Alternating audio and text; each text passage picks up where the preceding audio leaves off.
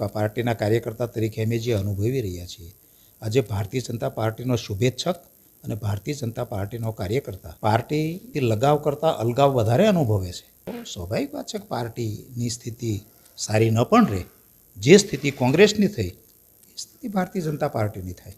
ભારતીય જનતા પાર્ટીના કેન્દ્રમાંથી નરેન્દ્ર મોદીનું નામ તમે હટાવી લ્યો, અમિતભાઈ શાહનું નામ હટાવી લ્યો, પાછળ શું વધે? વિનાશનો જે સિદ્ધાંત કોંગ્રેસને લાગુ પડ્યો, કાર્યકર્તાઓનું અને લોકોનું ધ્યાન દોર્યું છે કે આવું આપણામાં થઈ શકે. કારણ કે આપણે તે છેલ્લા થોડા વર્ષોથી જોઈ રહ્યા છીએ. આપણી જે મૂળ વિચારધારા છે, ગુજરાતમાં ક્યારેય કોઈના હોર્ડિંગ લાગ્યા હોય એવું એમ જોયું નથી કે કોઈનો જન્મદિવસ હોય તો હોર્ડિંગ લાગી જાય, કોઈ કંઈ નશામાં ચૂંટાઈ ગયા હોય તો હોર્ડિંગ લાગી જાય. આ કલ્ચર તો યુપી, બિહાર, દિલ્હી, મુંબઈનું છે. ગુજરાતમાં હોર્ડિંગ લાગતા જ નહોતા.